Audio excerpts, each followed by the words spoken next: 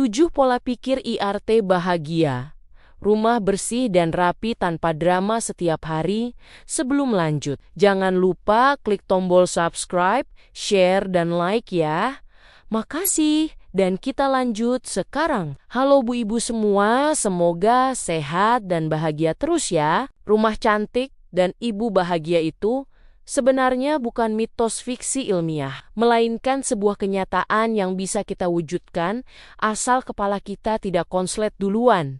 Melihat tumpukan kain jemuran, belakangan ini media sosial sering banget menampilkan rumah para pembuat konten yang estetiknya tidak masuk akal. Lantai berkilau seperti kaca, dan tidak ada satupun mainan anak yang tercecer. Sehingga membuat kita para ibu rumah tangga merasa gagal total. Menurut sebuah artikel psikologi hunian yang baru saja saya baca, kondisi rumah yang berantakan itu ternyata berbanding lurus dengan tingkat stres seorang wanita karena otak kita secara alami membaca tumpukan barang sebagai tugas yang belum selesai. Itulah mengapa video kali ini yang membahas 7 pola pikir ibu rumah tangga bahagia, rumah bersih dan rapi tanpa drama setiap hari menjadi sangat penting agar kita tidak perlu masuk rumah sakit jiwa hanya karena urusan rumah tangga. Mari kita bedah bersama bagaimana caranya mengubah isi kepala kita terlebih dahulu, bukan langsung membuang semua barang yang ada di dalam rumah. Pola pikir pertama yang wajib kita tanamkan adalah rumah itu tempat tinggal manusia, bukan museum purbakala yang segalanya harus statis dan steril dari sentuhan kehidupan. Banyak ibu yang stres karena baru saja menyapu. Lalu 2 detik kemudian, ada remahan biskuit regal bertaburan di lantai, seolah habis terjadi ledakan pabrik makanan ringan. Mulai sekarang, anggap saja remahan itu adalah tanda bahwa anak kita tumbuh sehat dan bahagia, bukan pertanda kiamat sudah dekat. Contoh logisnya, kalau lantai mau selalu bersih tanpa noda sedikit pun, ya jangan punya penghuni di dalamnya.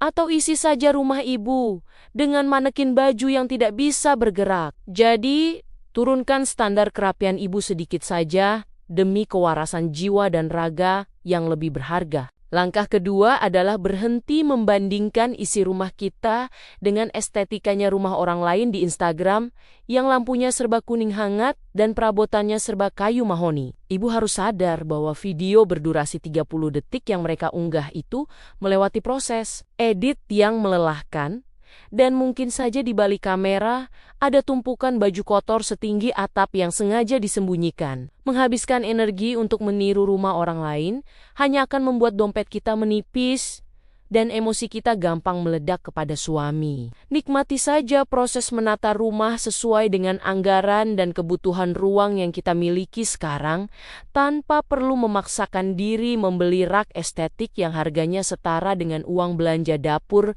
2 minggu. Pola pikir ketiga yang tidak kalah penting adalah konsep mencicil pekerjaan, atau tidak harus menyelesaikan semuanya dalam satu waktu yang bersamaan. Seringkali kita merasa harus menjadi pahlawan super yang bisa menyapu, mengepel, memasak gulai, dan memandikan 3 anak dalam waktu 1 jam saja. Akibatnya, baru sampai tahap menyapu dada kita, sudah sesak dan rasanya mau pingsan karena kelelahan yang luar biasa. Contoh nyatanya, bagi tugas ibu menjadi bagian kecil, misalnya pagi ini fokus bersihkan area dapur saja, lalu urusan melipat baju bisa dikerjakan sore hari sambil menonton sinetron kesayangan. Rumah tidak akan runtuh hanya karena ada sepiring mangkuk bekas sarapan yang belum sempat dicuci selama 2 jam di bak cuci piring. Poin keempat adalah melibatkan seluruh anggota keluarga dalam menjaga kerapian dan tidak membiarkan diri kita menjadi satu-satunya pelayan di rumah tersebut. Ajarkan anak-anak sejak dini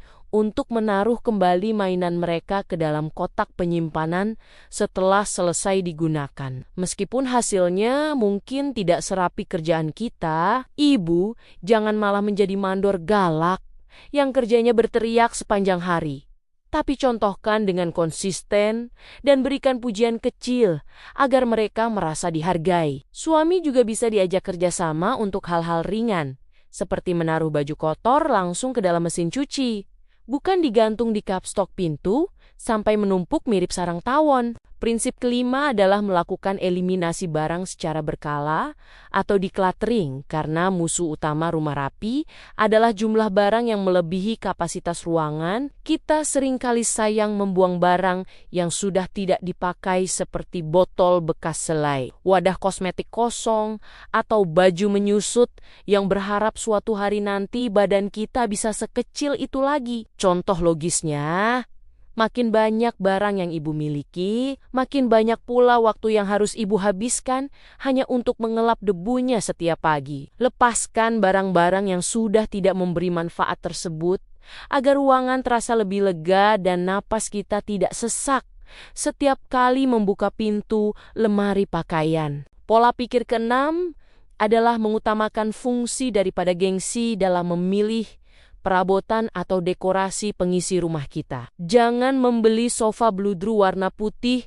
hanya karena terlihat mewah di katalog toko. Padahal di rumah kita ada 2 balita yang hobi menggambar pakai spidol bapaknya. Pilih barang yang mudah dibersihkan, tahan banting, dan memang benar-benar kita butuhkan untuk menunjang aktivitas harian seluruh keluarga. Rumah yang cantik itu adalah rumah yang fungsional, di mana setiap anggotanya bisa bergerak bebas tanpa takut merusak barang pajangan mahal yang sengaja dipamerkan untuk tamu. Terakhir, pola pikir ketujuh adalah menganggap aktivitas beberes rumah sebagai bentuk perawatan diri dan rasa syukur, bukan sebagai hukuman nasib menjadi ibu rumah tangga. Saat ibu mengelap meja atau merapikan tempat tidur, bayangkan ibu sedang menata kenyamanan untuk pikiran ibu sendiri yang sedang semrawut. Jadikan momen ini sebagai waktu untuk mendengarkan musik favorit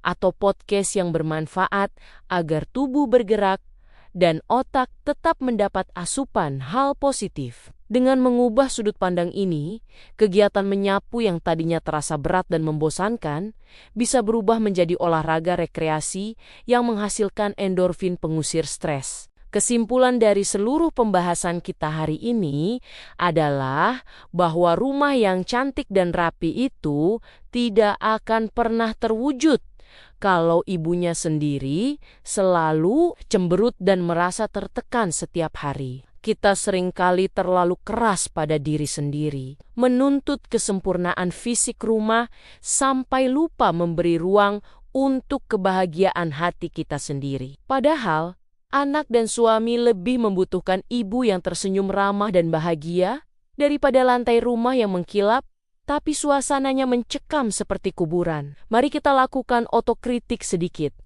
Apakah selama ini kita marah-marah karena rumah benar-benar berantakan, atau sebenarnya karena kita kurang istirahat dan kurang piknik? Tetap optimis bahwa setiap ibu mampu menciptakan surga kecilnya sendiri dengan cara yang santai, tanpa perlu penuh drama yang menguras air mata. Demikian, terima kasih sudah dengerin cerita dan curhatku hari ini. Sampai ketemu di video-video berikutnya. Tetap semangat Bu Ibu semua.